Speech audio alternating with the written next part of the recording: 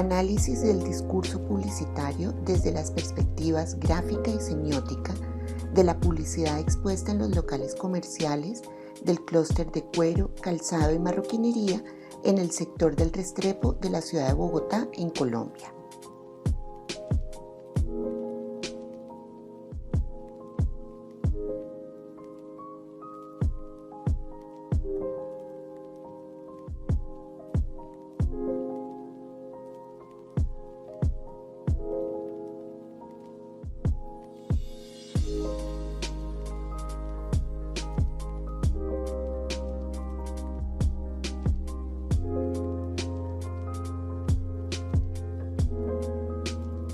El discurso publicitario llega a invadir diversos contextos como una práctica de la comunicación social.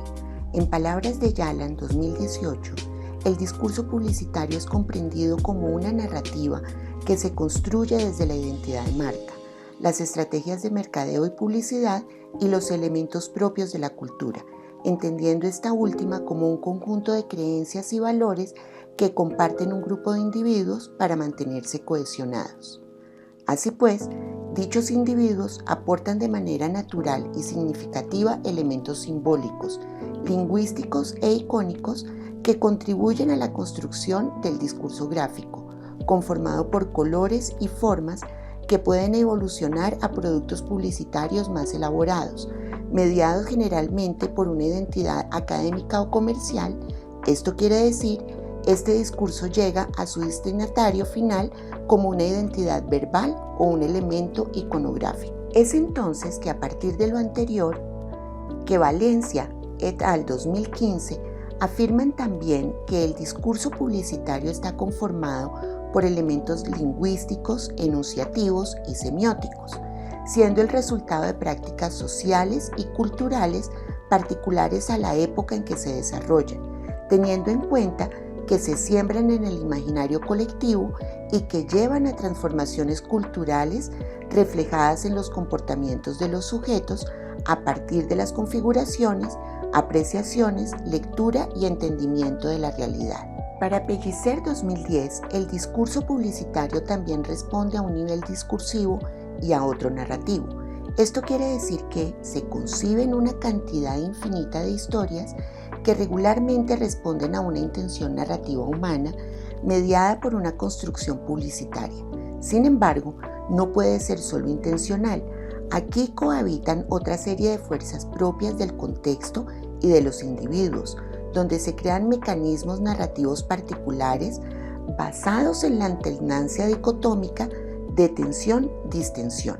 Para la investigación que se llevó a cabo, se tomó como referencia el discurso publicitario empleado por el sector de cuero, calzado y marroquinería del barrio Restrepo de la ciudad de Bogotá, clúster tradicional que ha desarrollado durante años un discurso particular mediado por la actividad comercial. En palabras de la Secretaría de Integración Social 2018, el barrio Restrepo está ubicado en la localidad de Antonio Nariño de la ciudad de Bogotá, en Colombia. Este barrio surgió en la segunda década del año 1900, a partir de la construcción de 30 casas y luego la Iglesia Católica La Valvanera y una plaza de mercado. Con el tiempo, en las mismas casas se fueron creando talleres de reparación y fabricación de calzado. Es así como hoy es uno de los centros de comercio de calzado y marroquinería más representativos de la ciudad. Ahora bien, pasemos a las funciones discursivas del lenguaje publicitario. Jacobson, 1975, describe el modelo de comunicación desde la lingüística y las funciones del lenguaje. El emisor es quien emite el mensaje con una intención determinada. El mensaje se describe como la experiencia que se recibe y transmite gracias al acto comunicativo. Y por último, el receptor es quien recibe el mensaje. Ahora bien, para que el mensaje cumpla con su función persuasiva o informativa, debe contar con un código, el cual debe ser común tanto para el emisor como para el receptor. De la misma forma, el mensaje está inmerso en un contexto determinado, debe remitir al referente y ser perceptible por el receptor, mientras que el canal es el medio físico por el cual se transfiere el mensaje. Todo lo mencionado da paso a la regla de especificidad de las funciones entre las que se encuentran. Función emotiva. Tiene como eje al emisor, manifiesta por medio del mensaje la carga informacional. En el contexto publicitario está dada por la presencia del emisor dentro del mensaje comercial, presencia de la marca. Función referencial. Se centra en el contenido, tomando como referente el contexto. En los mensajes publicitarios está presente en la instrucción de la información y pedagogía del objeto de la comunicación. Función fática. Función inmersa en el medio de transmisión del mensaje. Se fundamenta en las acciones y recursos que procuran la interacción. Esta función se hace presente en los mensajes publicitarios a partir de la señalización de la información. Función metalingüística.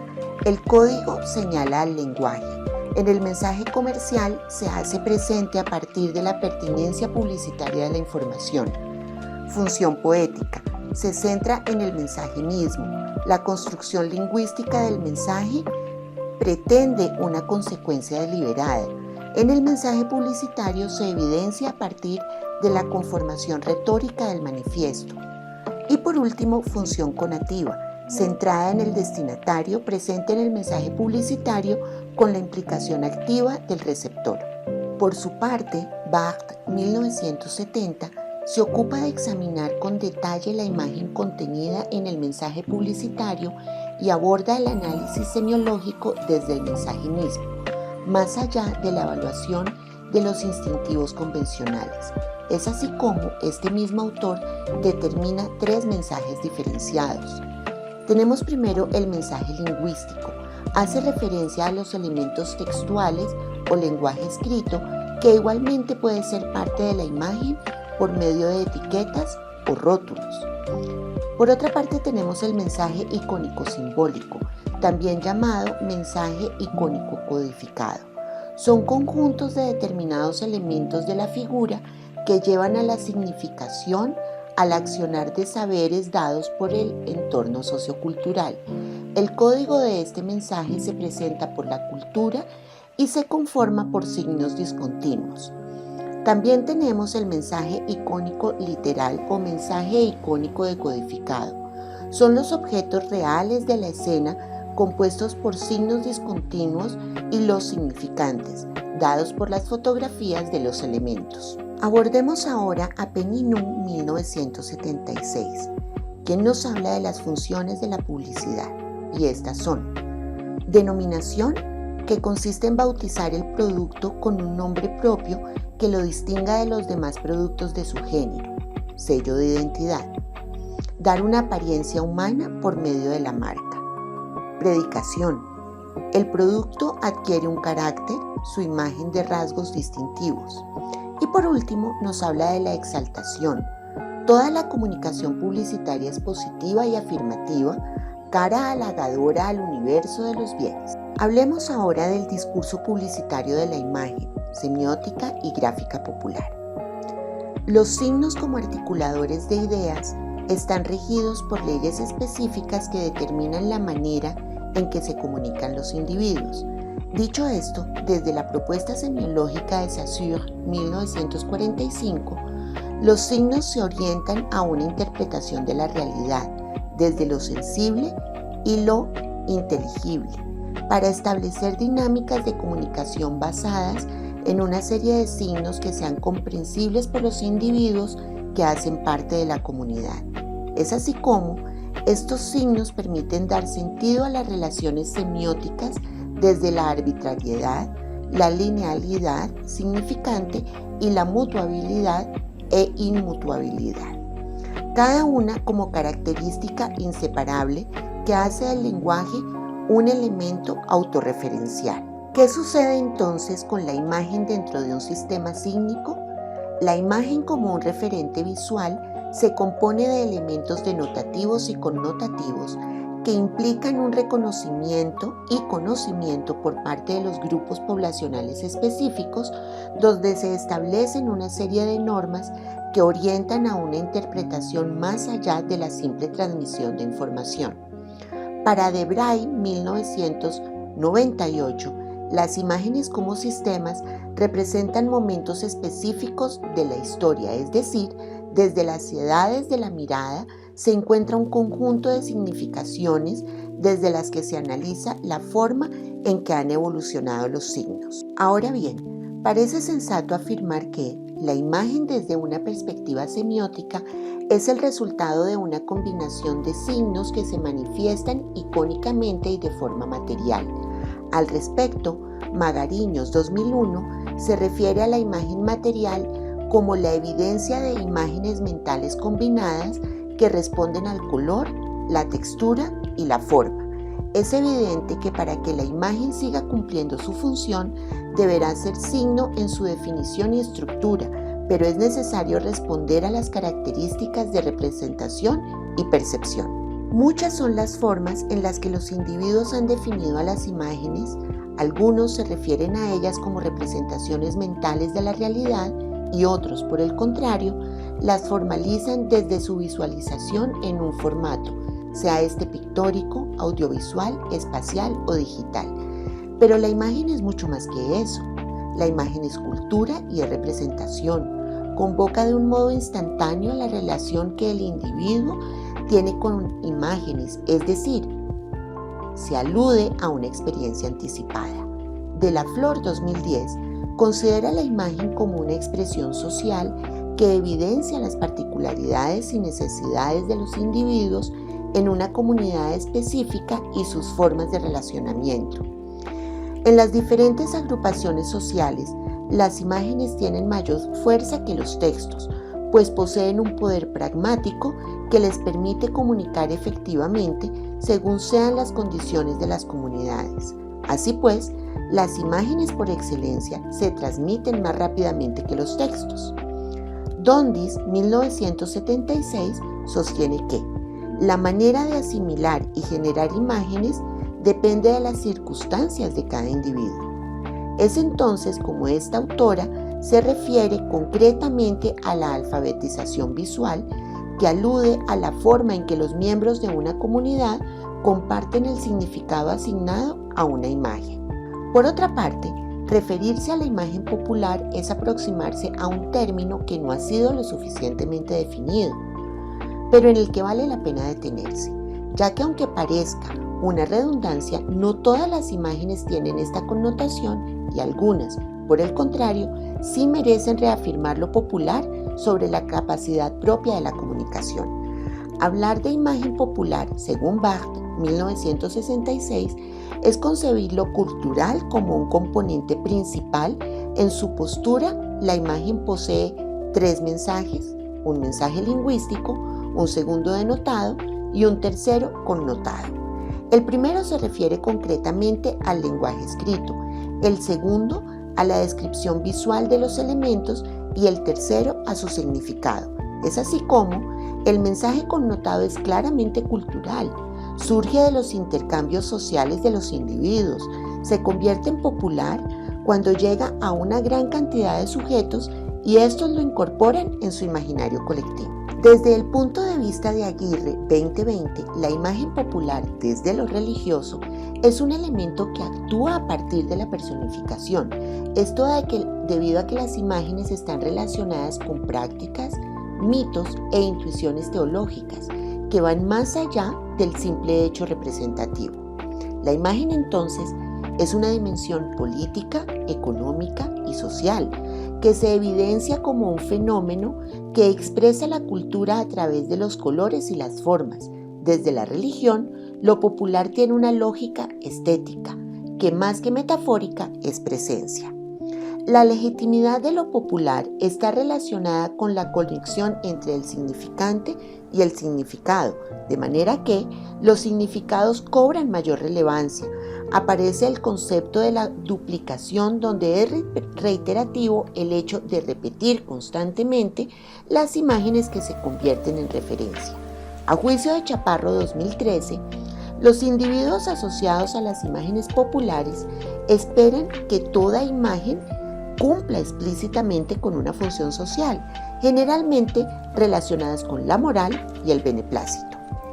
En este tipo de imágenes se encuentran contenidos estéticos relacionados con rituales religiosos y festividades. Debido a lo anterior descrito, se puede afirmar que los usos de la imagen no son solo lo popular, han incidido considerablemente en la configuración de las ciudades como medio publicitario, debido a que se crean imágenes que representan las formas de vivir de los individuos y, al mismo tiempo, su expresión de la producción gráfica en diferentes soportes. Hablemos ahora de la gráfica popular en el discurso publicitario.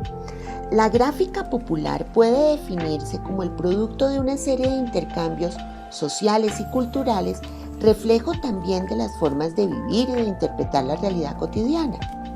En esta gráfica aparecen representados elementos icónicos, tipográficos, cromáticos y lingüísticos, que muestran esa heterogeneidad propia de una cultura diversa y rica en tradiciones y personas. Como lo expresa Vega, 2017, la gráfica popular es una forma de comunicación donde personas que no tienen una formación académica definida crean imágenes opuestas a lo elitista, a lo elaborado, a lo autoritario, a lo complejo, y es comúnmente asociada a formas de expresión más ingenuas. Si la gráfica más academicista sigue aspectos definidos, la gráfica popular se guía por patrones culturales y manifestaciones sociales. En opinión de Morón, 2012, la gráfica popular empieza como una interpretación de la realidad, desarrollada y asumida como una forma de comunicación propia. En la actualidad es aprovechada para cubrir nuevos mercados, de tal modo que se apropian las imágenes que surgen naturalmente para promocionar nuevos productos y servicios. Teniendo en cuenta a Vidal 2019, la gráfica popular se entiende como una expresión cultural que se transforma a través de las lógicas del consumo. Así pues, se asume entre muchas formas de inspiración. Se retoma la estética como una manifestación artística de las clases populares. Entre ellas se encuentra el kitsch, que surge como una manera de expresión carente de rigurosidad, pero rica en colores, formas y manifestaciones, apelando a lo colectivo, usando elementos de la gráfica como la saturación, la acumulación y el caos. Igualmente, para que la gráfica popular pueda darse, deben aparecer elementos intrínsecos que son parte del eje comunicacional. En este sentido, se habla de la semiótica, donde el color como signo funciona como un sistema que permite representar de manera connotativa las formas de expresión popular. En algunas comunidades, el color indica sentimientos específicos que, según su tradición, han pasado de generación en generación para comunicar aspectos propios de su cultura. La gráfica popular es un fenómeno comunicacional que se genera en los medios urbanos y representa el imaginario gráfico de una sociedad, así como la esencia de su cultura. Brito et al. 2011. Desde otra perspectiva, para Chaparro 2013, la gráfica popular hace referencia a artefactos socioculturales asociados a piezas gráficas tales como letreros, murales, empaques, entre otros, donde se plasman expresiones propias del devenir cotidiano de los individuos y también como resultado de la creatividad y la imaginación, más que de un proceso organizado fundamentado en principios del diseño. Esta gráfica urbana surge de la aparición de nuevas relaciones entre los sujetos y los espacios, cada vez más efímeros y masivos. Estas piezas gráficas son generalmente realizadas por letreros, pintores o personas dedicadas al oficio gráfico, donde imprimen su estilo personal en el que predomina la usanza propia sobre los fundamentos de la imagen. Desde otra perspectiva, para Chaparro 2013, la gráfica popular hace referencia a artefactos socioculturales asociados a piezas gráficas tales como letreros, murales, empaques, entre otros, donde se plasman expresiones propias del devenir cotidiano de los individuos y también como resultado de la creatividad y la imaginación, más que de un proceso organizado fundamentado en principios del diseño. Esta gráfica urbana surge de la aparición de nuevas relaciones entre los sujetos y los espacios, cada vez más efímeros y masivos.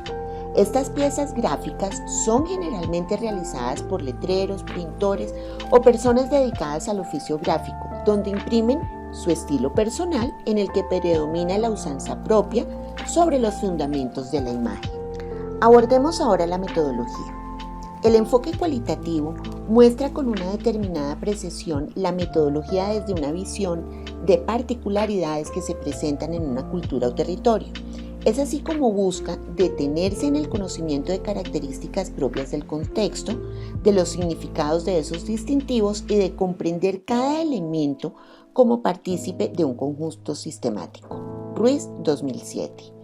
La presente investigación se ocupó de la caracterización del discurso publicitario, utilizado en el contexto del barrio Restrepo en la ciudad de Bogotá, en Colombia, de una muestra de locales comerciales del sector de clúster de cuero y calzado, a partir de la observación de una serie de parámetros registrados en el instrumento creado. Por otra parte, de acuerdo con Hernández Sampieri y Mendoza, 2018, el alcance descriptivo de la investigación permite detallar las características de un grupo de elementos en un contexto determinado. Al plantear como objetivo de investigación determinar una serie de características de las unidades de análisis, los investigadores adoptaron una postura de observadores para luego describir el fenómeno objetivamente. Conviene subrayar que en el presente estudio no hubo experimentación alguna y se llegó a la descripción del discurso publicitario desde una perspectiva gráfica y semiótica de las unidades de análisis, conformando una muestra de 61 locales comerciales pertenecientes al clúster de calzado y marroquinería del barrio Restrepo en la localidad de Antonio Nariño de la ciudad de Bogotá, en Colombia. La selección de los elementos se dio luego de una inmersión en la zona, donde se determinó el sector con más tráfico de transeúntes, con una cantidad de locales considerables y con un alto nivel de saturación visual, de tal manera que se optó por el espacio comprendido entre las carreras 18 y 24D y entre las calles 16 Sur y 19 Sur. Goetz y Lecomte, en 1988, mencionan como estrategia de selección de unidades de análisis aquella que permite al investigador optar por los elementos de acuerdo a sus características y que resulten de relevancia para el estudio. La muestra seleccionada estuvo compuesta por 61 locales comerciales. Por otra parte, al realizar la recolección de la información en un solo momento, se determinó el momento de la investigación como transversal. Teniendo en cuenta a Romero et al. 2021, los estudios de corte transversal toman la información en un espacio de tiempo que no permite cambios sustanciales en las unidades de análisis. Abordemos ahora el instrumento. Para la recolección de la información se creó un instrumento que consta de dos partes. La primera aborda el eje semiótico en la que se describen los hallazgos de mayor incidencia, asumiendo la fachada completa del local como una imagen integrada por diversos elementos que permitió el análisis de las funciones del mensaje, Jacobson 1975, los mensajes diferenciados, Barthes 1970 y las funciones del mensaje publicitario, Peninou 1976. La segunda parte, para el análisis gráfico, abordó los diferentes elementos que se conjuntan en el letrero publicitario que identifica a cada establecimiento, teniendo en cuenta su influencia en el discurso tanto lingüístico como semiótico, siendo los elementos de la cultura popular, Figueroa 2007, la gráfica de los medios urbanos, Brito et al. 2011, los artefactos socioculturales asociados a piezas gráficas, Chaparro 2013. Es así como se realizaron análisis particulares de cada uno de los letreros en variables específicas de naming, colorimetría, tipo de identificador, estilo tipográfico, uso de imágenes referentes, observaciones de gráfica y nivel de diseño. Para Vericat 2011, las imágenes no solo son un objeto de estudio importante para las ciencias sociales, sino que constituyen también un recurso metodológico útil para el estudio de la realidad social. Trickel 2015 resalta que la posibilidad de trabajar con imágenes producidas en los contextos mismos de investigación permite acceder a la genealogía completa de la imagen. Para la fase de caracterización de los elementos de estudio, se desarrolló un acercamiento directo de campo para el reconocimiento etnográfico y toma de fotografías de los clústeres de los locales. Bien, pasemos a los resultados y específicamente a aquellos que tienen que ver con el análisis semiótico del discurso publicitario. Los hallazgos de las funciones del mensaje según Jacobson 1975. En cuanto a la función emotiva, se encontró que está presente en la totalidad de los anuncios. Aparece la información de redes sociales, teléfonos y demás datos de contacto. En cuanto a la función referencial, podemos decir que se proporciona la totalidad de la información de los productos, materiales, formas de elaboración, tamaños y precios, entre otros. De la misma forma, tomando la exposición como parte de la imagen global, se exhibe el conjunto de los diseños en todas sus gamas de colores. En cuanto a la función fática, está presente en los medios de pago que se ofrecen en textos como cancele por medio de.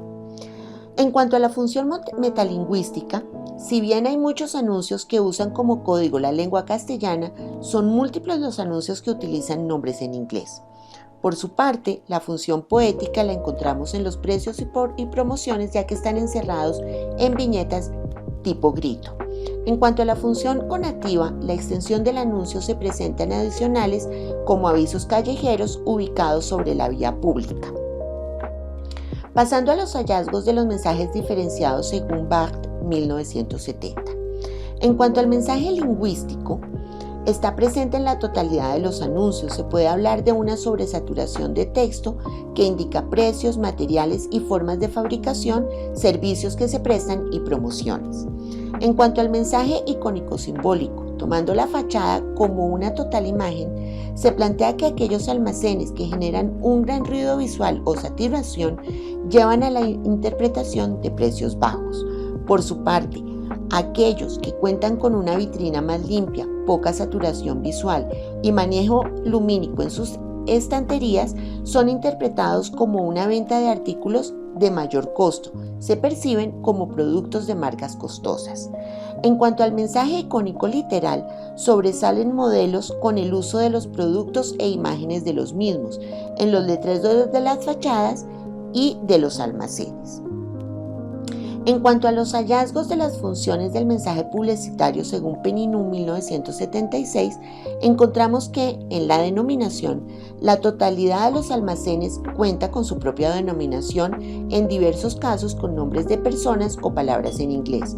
En cuanto a la predicación, se evidencia en el soporte de valor, el atributo. Todos los letreros llevan al precio y o al material de fabricación, cuero y demás características de calidad. En cuanto a la exaltación, se apela a la moda y a los diferentes estilos. Los resultados en cuanto al análisis del discurso gráfico y semiótico popular. Para Pérez 2018, la lengua es un instrumento inherente al discurso publicitario, pues facilita a los consumidores asociar una serie de características, atributos o valores con un producto o servicio. Es así como, en los nombres de los locales comerciales analizados desde una óptica popular, los dueños de estos establecimientos como productores de signos y expresiones determinan un conjunto de palabras que comparten como grupo de individuos y que han pasado de generación en generación como un proceso autónomo y natural. Esto significa que las prácticas lingüísticas generan prácticas significantes relacionadas con las expresiones sociales y populares. En este sector de la ciudad de Bogotá y del clúster de cuero, calzado y marroquinería se presentan un número significativo de nombres que en la categoría abstracto no tienen alguna relación directa con el producto o servicio que venden. Por el contrario, pueden evidenciar, entre otras cosas, la relación con los nombres de los propietarios del local, contracciones de palabras y extranjerismos, y en conclusión, palabras que no tienen un significado claro en este contexto. En menor medida aparecen locales con nombres que representan características del servicio o producto como calidad, elegancia y modernidad, entre otras. A partir de lo anterior, es importante afirmar que el proceso de semiosis en relación con los nombres de los locales comerciales parte de la idea de dar un sentido externo a las palabras para que la circulación del sentido esté dotada de una idea de globalidad reconocida y asimilada por los miembros de este grupo. En lo que refiere a las imágenes de marca en los establecimientos comerciales, hay una preponderancia hacia el logotipo, donde la palabra cobra mayor fuerza que la imagen misma. Esto significa que si bien existe una relación importante con las imágenes, se hace determinante el poder de la palabra dentro del contexto, lo cual es resultado de un proceso económico y comercial hacia una evolución entendida como aquella que intenta salirse de lo popular para llegar a algo más elaborado y con una propuesta comercial de fondo. Aparecen de manera poco frecuente imágenes de animales como el caballo, el toro o el venado, y por otro lado, las imágenes tradicionales relacionadas con este sector como zapatos y botas. Ya lo afirmaba Sánchez 1990 cuando se refería a los nombres de las marcas, la nominación de las cosas que declaran su propia existencia. El acto nominativo está determinado por una serie de creencias, supersticiones y tabúes que, desde un punto de vista popular, están totalmente dotados de sentido y que le dan al lenguaje publicitario una capacidad natural para que lo que sea que signifique adquiera sentido en ese contexto específico. Conclusiones. Luego de realizar las inmersiones en el contexto del barrio Restrepo de la localidad de Antonio Nariño de la ciudad de Bogotá, en Colombia, con el objetivo de analizar el discurso publicitario desde las perspectivas gráfica y semiótica de los productos publicitarios expuestos en los locales comerciales del clúster de cuero, calzado y marroquinería, se encontró una gran saturación de información centrada en todo lo concerniente al material y la calidad de los productos, los medios de pago, contactos de redes sociales y precios, entre otros tantos, donde se pretende dar la mayor información posible al transeúnte. Por otra parte, es evidente la exposición de la totalidad de los productos que ofrece cada local comercial, llegando a mostrar cada uno de los diseños existentes en todos los colores posibles. Esto podría llegar a evitar que se cree un diálogo entre el posible cliente y el vendedor, pues en muchas ocasiones el consumidor entra a la tienda para preguntar por un producto expuesto pero en otro color, de manera que al ingresar al almacén puede llegar a dejarse cautivar por el vendedor o por algún producto que no había considerado comprar.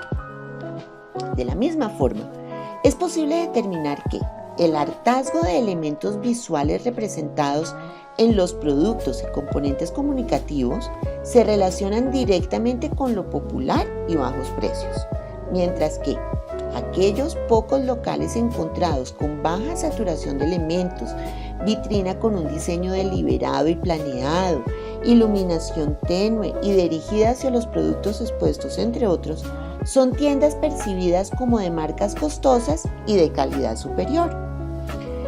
Desde la perspectiva gráfica y publicitaria, es relevante mencionar las variables de publicidad popular que se manifiestan desde la configuración de elementos compositivos como la forma, el color y la tipografía.